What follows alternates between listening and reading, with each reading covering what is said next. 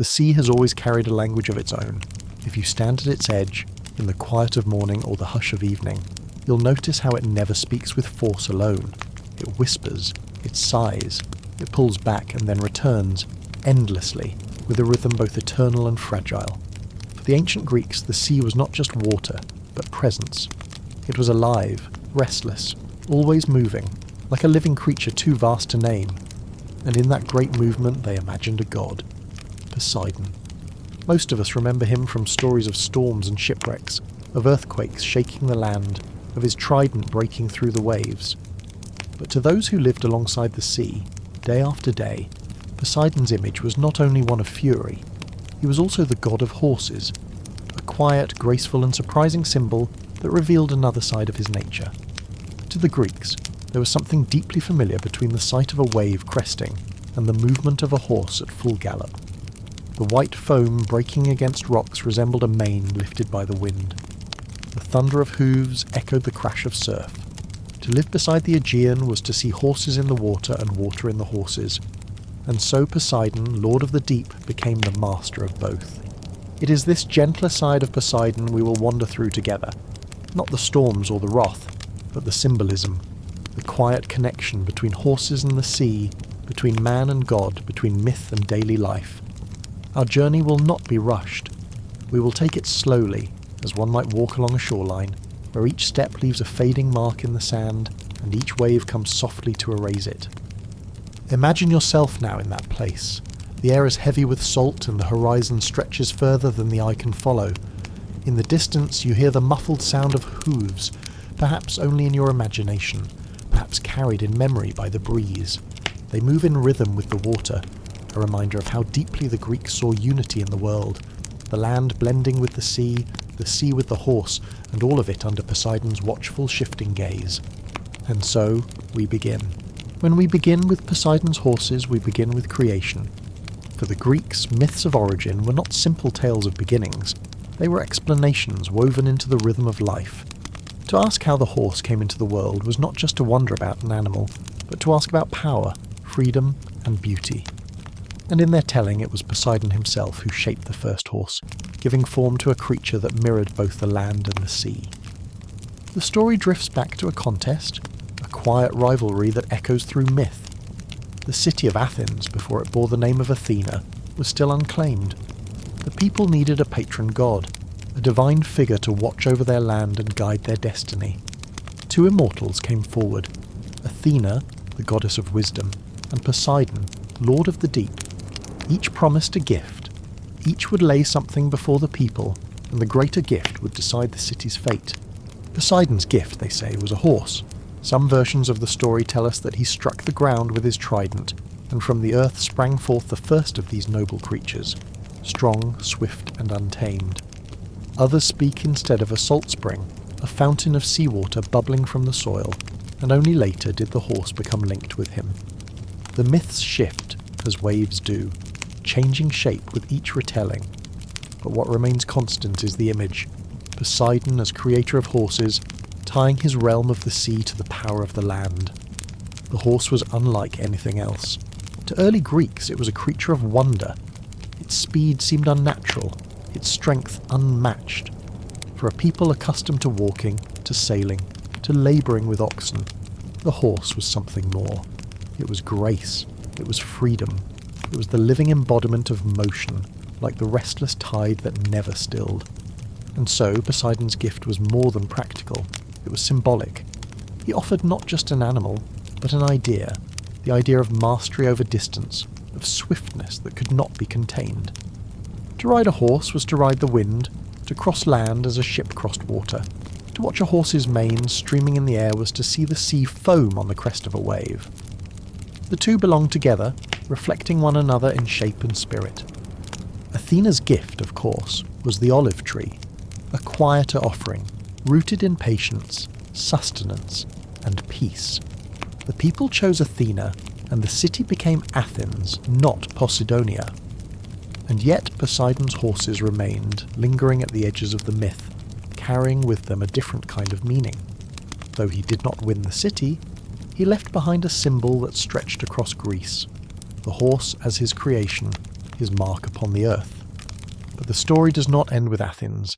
There are other tellings, older perhaps, that tie Poseidon's horses to the deep waters themselves.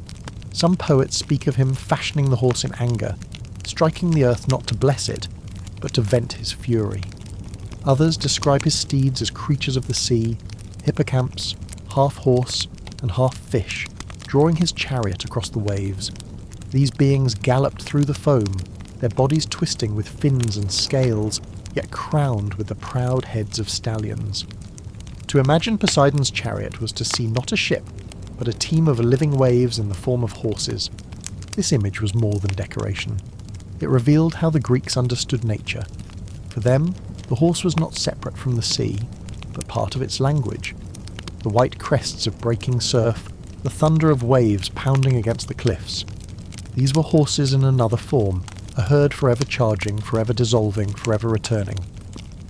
The sea was a pasture, and Poseidon its herdsman guiding the untamed force of water as one might guide stallions across an open plain. Archaeology too offers us glimpses of this ancient imagination. On pottery, in frescoes and carved reliefs, we find horses paired with Poseidon again and again. Sometimes they stand beside him, tethered yet restless, their muscles carved in detail even in miniature.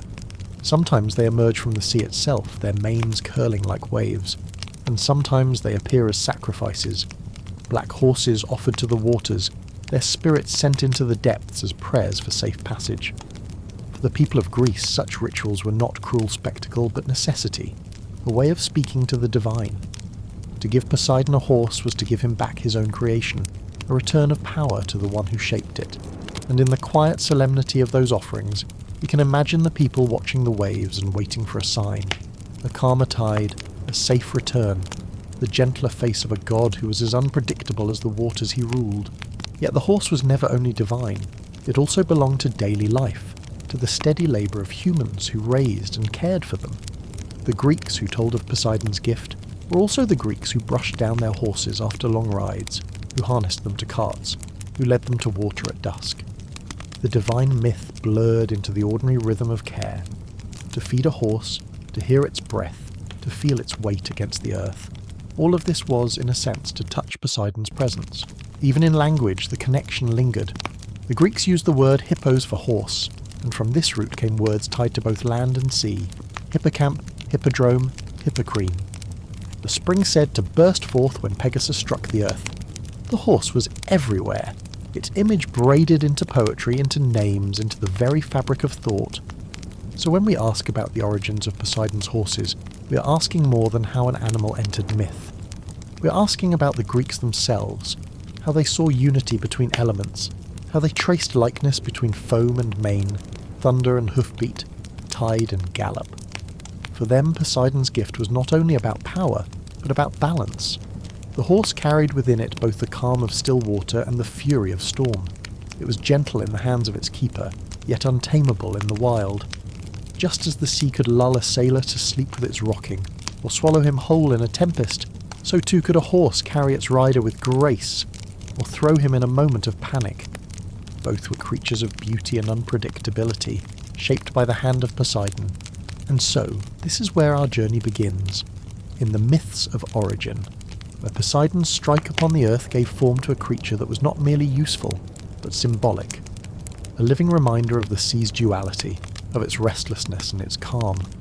The horse became a mirror of Poseidon himself, majestic, powerful, and forever shifting between serenity and strength. To the Greeks, the horse was never simply an animal. It was a gift bound to the divine, a bridge between land and sea, between human life and the power of the gods. And so, when they honoured Poseidon, they did not only speak to him in words or leave small tokens of grain and oil. Sometimes they gave him back the creature most closely tied to his realm, the horse itself. Religion in the ancient world was not confined to temples. It was woven into daily life. A farmer leading his oxen across a field might whisper a prayer to Demeter. A mother lighting a lamp in her home might murmur a word to Hestia. And a sailor watching the sea before a long voyage might toss wine into the waves, a libation to Poseidon. These acts were not grand, but gentle and constant, reminders that the gods were always present, always watching, always near. But when it came to Poseidon, whose moods could be as calm as a glassy harbour, or as violent as a crashing storm, the offerings could grow larger, more solemn, and more costly. At times, they included the horse, his most sacred animal. There is a tradition, spoken of by ancient writers, of black horses being given to the sea. The choice of colour was not accidental. Black was a shade tied to depth, to shadow, to mystery. Just as the ocean appeared dark and endless beneath the surface, the black horse was seen as fitting for Poseidon, a god whose realm was hidden below. Imagine the ritual. The shore at dawn, villagers gathered quietly, their faces solemn. A horse, carefully chosen, stands at the water's edge, its mane lifting in the breeze, its body reflecting the soft light of morning. Priests robed in white or sea green speak words of prayer. The waves lap closer, as though listening. And then, in a moment of deep gravity, the offering is made. The horse released to the waters, its spirit sent to join Poseidon's herds beneath the sea. To modern ears, such a scene may sound harsh, even cruel. But to the Greeks, it was an act of reverence, a way of balancing what was given and what was received. To offer a horse was to acknowledge the power of the god, to return to him what was his, and to seek in exchange his favour. Calmer seas, safe travels, fertile land watered by rain. It was sacrifice not in the language of violence, but in the language of exchange. Not all offerings, however, involved death. In many places, horses were honoured through contests, their speed and beauty displayed as a form of worship. Chariot races and horse races were not only spectacles of competition, but also sacred acts. The pounding of hooves on packed earth, the flash of wheels turning sharply around posts, the crowd's hush and cheer, all of it was framed as a celebration of Poseidon, the master of motion. At Corinth, at Isthmia, at other sanctuaries across Greece, games were held in Poseidon's honour. Here, horses became more than animals. They were symbols of skill, wealth, and devotion. To present a fine horse at a sacred contest was to make a public offering to the god, one measured not in blood but in speed, in the display of strength and control. These events were not rushed. They unfolded in cycles every few years, drawing people from across the land. Families travelled, merchants gathered, and poets sang. Beneath it all was Poseidon, whose presence was felt not only in the crash of the waves nearby but in the thundering gallop of horses circling the arena. If we look to the remains of these rituals, we see how deeply the horse was tied to Poseidon's worship. Coins from Corinth bear images of horses and tridents side by side. Pottery depicts chariots pulled not only across earth but across waves, their wheels suggested in the curling foam. In sanctuaries dedicated to the god, small figurines of horses, carved in clay, bronze or stone, were left as votive offerings. Some were simple, no more than the outline of a creature. Others were detailed, with flaring nostrils and flowing manes, capturing in miniature the energy of life. Each figurine was a prayer, silent yet enduring. Placed upon an altar, buried in the earth, or left at the base of a shrine, it stood as a message to Poseidon. Protect us, watch over us, guide us safely across the waters, for not every family could give a living horse. But even the humblest could shape one from clay, a symbol small enough to hold in the palm of a hand, yet large enough to reach the god himself. We can imagine too the slower, quieter side of worship, the kind not marked by sacrifice or contest, but by steady habit. A sailor stepping onto his ship might pause to tie a small charm shaped like a horse onto the mast. A farmer watering his animals might pour a little extra into the trough, murmuring Poseidon's name. A child might scratch the shape of a horse into the dirt, repeating stories of how the god created them. These were not official rites, but lived ones woven into daily rhythm. For ancient religion was not only about the grand, but about the intimate. It was less about fear of divine punishment, and more about the sense of presence, that the gods were woven into the world around you, that each action could be a gesture of connection. In this way, Poseidon's horses lived not only in the temples and the racetracks, but in the ordinary moments of tending, grooming, and riding. The rituals of horses remind us of the balance the Greeks sought with their gods. They did not see the horse only as an offering to be given, nor only as a companion to be cherished. It was both, sacred and ordinary, divine and domestic. In the same way, Poseidon himself was not only storm or calm, land or sea, creation or destruction. He was all of it together, shifting like the tide, blending opposites in a single presence. In worshipping with horses, the Greeks touched that balance. They acknowledged the beauty of life and the inevitability of death, the joy of motion and the stillness of sacrifice, the grandeur of contests and the intimacy of small offerings. And always beneath it was the quiet recognition that the horse itself was a symbol of movement, of grace, of Poseidon's hand reaching into the world of men. And so, when we picture the rituals of Poseidon's worship, let us not see them only as distant acts of a vanished people. Let us see them instead as part of a continuum, a rhythm that still speaks. For who has not stood by the sea and felt the pulse of its waves, as steady as hooves against the earth? Who has not watched an animal move with such grace that it seemed almost divine? In these moments, we touch something the Greeks knew well, that ritual is not only ceremony, but a way of seeing. To see the horse as sacred, to see the sea as alive, to see the world as filled with presence. This was their gift to us, carried forward in myth, in memory, and in the endless rhythm of waves upon the shore. The sea is never still. Even on its calmest days, when the surface seems to mirror the sky, there is movement beneath. A swell rising, another falling, the faintest shimmer as light bends over water. To the Greeks, who lived with the sea as neighbour, provider, and danger, these movements carried meaning. And in their imagination, the rolling of waves was not only the stirring of water, it was the gallop of a herd, Poseidon's herd, thundering across the expanse. The comparison is natural. Stand on a cliff above the sea during a storm and you hear the rumble. Deep, steady, rising into a crash. It is not unlike the approach of horses over hard ground, hooves striking rhythmically, growing louder until the herd bursts into sight. The Greeks, who lived close to both land and sea, knew this sound well.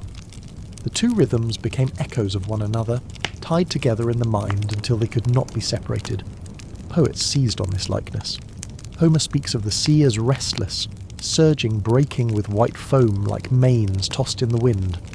Later writers describe waves racing across the surface, stallions of the deep that never tire. The imagery was so natural, so inevitable, that to speak of the ocean was to speak of horses, and to speak of Poseidon was to speak of the keeper of both.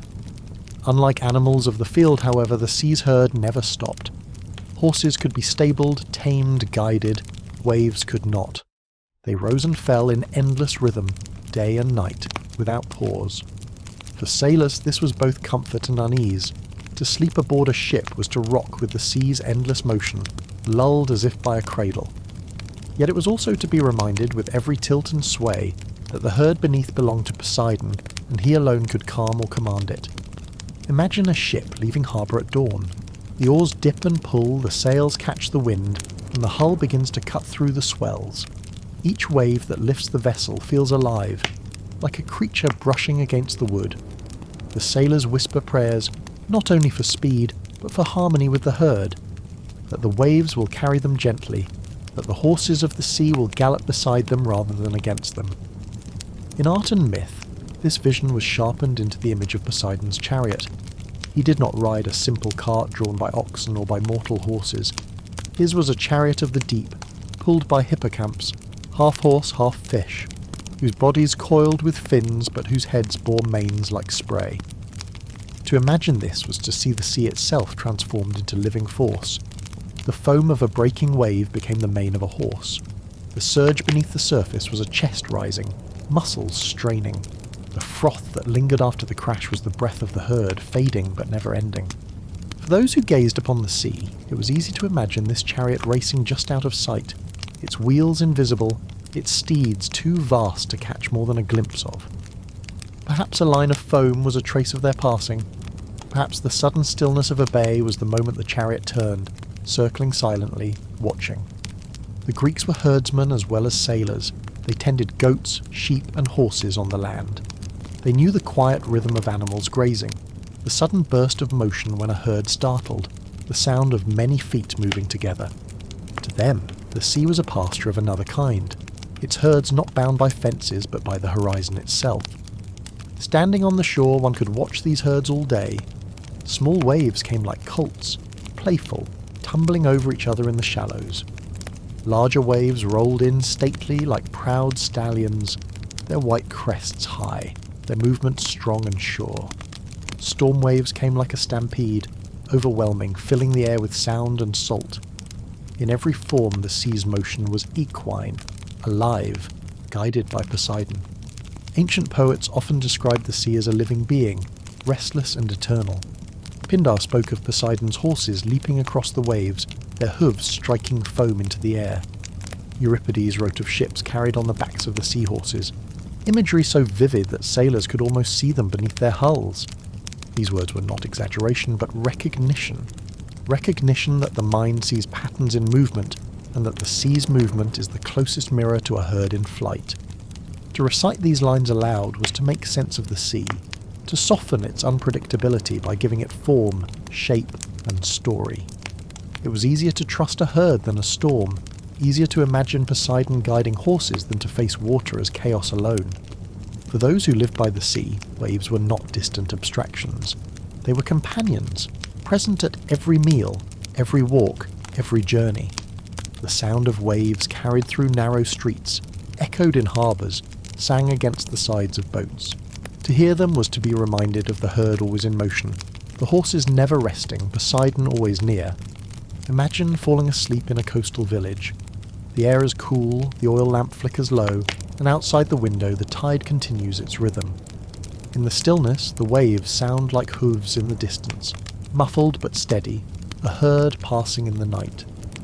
For the Greeks, this was not unsettling, but comforting. It was a reminder that the world was alive, that even in darkness movement continued, eternal and strong. The sea as herd carried lessons too. A herd moves together, yet each animal is alive on its own. Waves too are singular yet collective, each one distinct, yet all part of the same vast rhythm.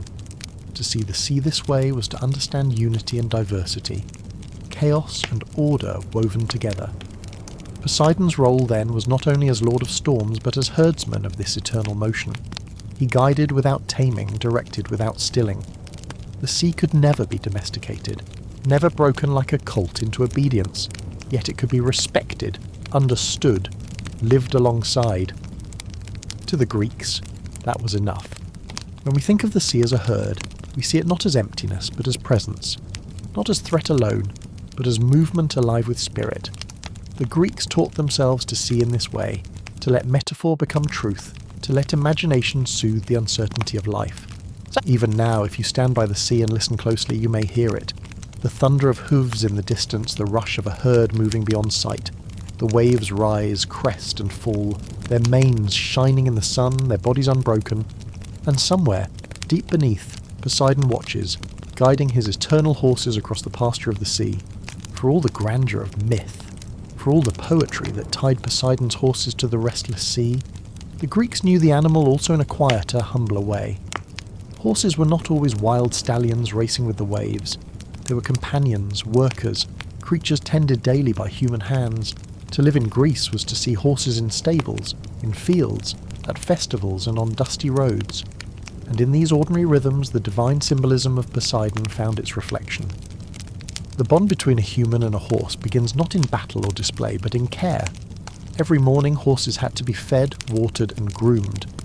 A boy leading a bucket of water to a trough was, in his own way, performing a ritual as important as any offering at a temple. A farmer combing straw from a horse's mane, checking its hooves for stones, running his hand along its side to feel for injury. These were gestures of attention, of respect. Greek sources speak often of the labour of tending horses, grooming them to keep their coats smooth, leading them slowly to pasture, bringing them back at dusk. The rhythms were steady, repetitive, calming. And in each of these actions one might imagine Poseidon's presence, quiet but constant, as if every drop of water poured into a trough connected in some unseen way to the god of the sea. To own a horse in ancient Greece was no small thing. Horses were costly to feed and maintain. They required space, land and time. For this reason, they were symbols of wealth and status. Aristocrats bred them, trained them, paraded them in festivals. A family who could present a horse in public showed not only prosperity, but also devotion to Poseidon, who was believed to have given mankind this noble animal. And yet, the horse was not purely an emblem of luxury. Even those who could not own one saw them regularly. Soldiers on horseback passed through villages. Farmers watched horses pulling carts along roads. Festivals filled the streets with parades of riders. The sight of a horse, its hooves pressing softly into the earth, its mane catching the wind, was familiar to all. And with that sight came the reminder of the god who created them, who still moved in the sea beyond the horizon. Festivals were a bridge between daily life and the divine, moments when the ordinary merged with the sacred. At certain gatherings, horses were brought out in processions, adorned with ribbons, polished until their coats gleamed in the sun. Riders guided them with care, their steps deliberate, their presence both elegant and powerful. The Greeks loved contests, and horses were central to many of them. Chariot races, held in sanctuaries or at major games, were not only sport but also offerings to the gods. The pounding of hooves, the whirl of wheels, the shouts of the crowd, all became a living hymn to Poseidon. These moments were not the wild stampedes of the sea's herd, but controlled, measured displays of speed and grace. To watch such a race was to see in miniature what the Greeks believed of the cosmos: motion guided by divine power, danger balanced with beauty, the mortal world echoing the rhythms of the divine. Though war was never the focus of Greek religion in the gentle sense we tell it here, it was part of their reality. Horses carried warriors into battle, their strength and speed lending advantage to those who could afford them. Yet even here, the Greeks did not imagine them as mere tools of war. To ride into danger on a horse was to place one's trust in a living companion, an act of faith as much as strategy. More often, however, horses were part of quieter journeys. Travellers rode them along dusty roads. Merchants led them with carts heavy with goods. In these moments, Poseidon's symbolism felt close. For just as the sea carried ships across its surface, horses carried humans across the land. Both were modes of passage. Both were companions in movement. Both reminded their riders of the god who commanded motion itself. The Greeks left us traces of their reverence in language. Words tied to horses appear everywhere, in names, in poetry, in place names. A man might be called Hippodamos, tamer of horses. A spring might be Hippocrene, the horse's fountain, linked to the myth of Pegasus striking the earth with his hoof. Cities bore horse-linked names, anchoring their identity in the symbol of the animal. Every time such a name was spoken, it carried an echo of Poseidon. Not the stormbringer, but the giver of horses, the god whose presence was found not only in the crash of waves, but in the steady rhythm of hooves. It is not difficult to imagine the small quiet prayers woven into daily life with horses. A farmer before a long journey might stroke the neck of his horse and murmur Poseidon's name, asking for safety. A rider pausing before a race might glance at the sea and whisper thanks. Even children, leading foals into the light of day, might hear in their parents' voices the reminder that these creatures were gifts, to be treated with care because they were bound to the divine. These were not formal rituals, not recorded in great histories or inscribed on stone. They were lived rituals carried out in barns, on fields, at wells and roadsides. They remind us that the sacred in Greek life was not separate from the ordinary, but infused within it. Beyond use, beyond prestige, beyond ritual, there is one more aspect of horses in Greek life that speaks softly across time: companionship. A horse resting in a stable, leaning against a post, breathing slowly in the cool of evening. A boy seated beside it, tracing patterns in the straw. The quiet bond between human and animal, built on patience and trust. In these still moments, Poseidon's symbolism takes on yet another form. The god who ruled the storms and the seas also ruled the calm, the hush after motion, the peace of rest. To sit with a horse in silence was to sit with a fragment of the divine, to share in the serenity that lies hidden beneath the surface of power. When we think of Poseidon's horses, we may imagine storms, chariots, or foaming waves, but the Greeks also knew them in gentler rhythms, in the brushing of a mane, the leading of an animal to water, the careful tending at dawn and dusk. These acts, humble though they seem, were as much offerings to Poseidon as any sacrifice. The horse was a living presence, one that carried within it the paradox of Poseidon himself: power and grace, strength and gentleness, motion and rest. By caring for horses, the Greeks cared also for the gift of their god. By riding them, they felt a kinship with the waves. By whispering prayers to them, They bridge the distance between the mortal and the divine. And so, in the ordinary lives of farmers, riders, grooms and children, the symbolism of Poseidon's horses lived on. Quiet, steady, eternal, like the rhythm of the sea itself. Symbols outlive the worlds that first gave them meaning. Temples crumble, rituals fade, and languages change. Yet images remain, carried forward by memory and imagination. Poseidon's horses were no exception. Though the Greece of antiquity lies far behind us, the vision of horses tied to the sea, to motion and to divine presence continues to ripple quietly through history. Their legacy is not loud, but gentle, like waves that do not end, only shift and return. One of the surest places where Poseidon's horses survived is in art. Walk through the ruins of ancient sanctuaries, and you may still find fragments of stone, carved with flowing lines that suggest manes and hooves. On temple pediments, Poseidon appears not alone but with his team, their heads lifted proudly as if straining against invisible reins.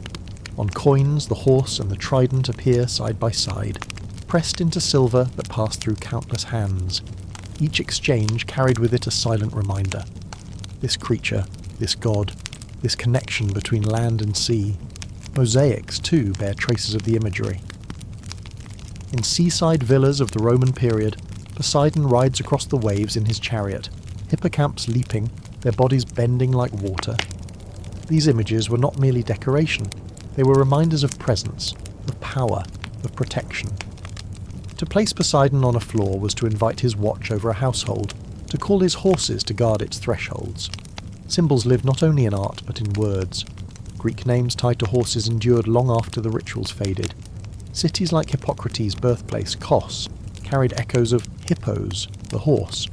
Families bore names that meant tamer of horses, friend of horses, born of horses. Springs, mountains, even constellations bore names linked to equine imagery. The hippocamp, the half-horse of the sea, entered medieval bestiaries, drawn in margins by monks who had never seen Greece but had inherited its imagination.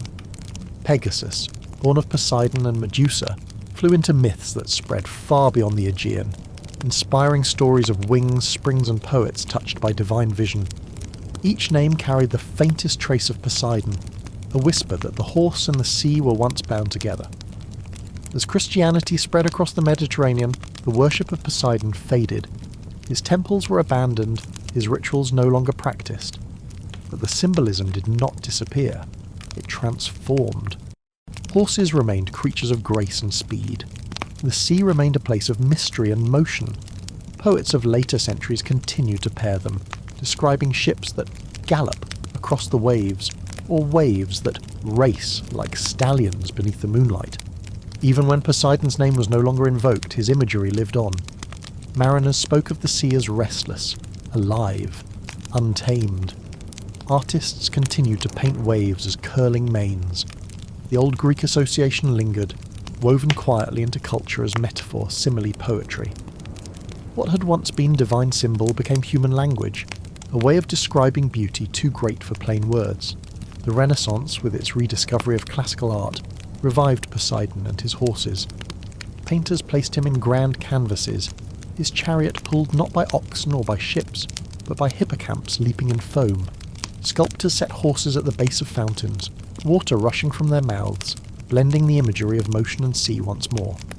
In Venice, the city of water, artists found particular kinship with Poseidon's imagery. The horse drawn from the waves appeared again in carvings and fountains, symbols of mastery not through conquest, but through harmony with the sea.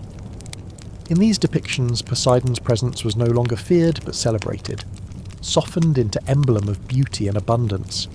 Even today, in heraldry and architecture, the hippocamp remains, carved into crests, painted onto shields, guiding ships in the form of figureheads. The horse of the sea has never fully left us. If we step away from art and into experience, we find that the symbol still lives in how we see the natural world. Stand by the sea during a storm, and it is nearly impossible not to imagine hooves striking beneath the waves, manes of foam rising and falling. The metaphor is so natural, so enduring, that it no longer feels like myth, but like simple truth. Writers continue to speak of horses when they describe the ocean. Surfers ride white horses. Storms are spoken of as stampedes. Even weather reports, in their plainest language, echo this imagery when they speak of galloping waves. Poseidon's herd still runs not only in myth, but in our daily speech. And perhaps this is the deepest legacy of all. When we remember Poseidon today, it is easy to think first of wrath, the earthquake, the storm, the sinking ship. Yet through the horse, we glimpse another side, softer and more enduring. The horse is not only force, it is grace. It is not only wild, it is companion. Through the image of horses, Poseidon becomes more than a god of fear. He becomes a god of balance, of beauty, of motion itself. This gentler symbolism survives, woven into stories we tell without even naming him. Every time we see a horse run across a field and think of waves, or watch waves curl across a shore and think of galloping horses, we are repeating the old Greek vision.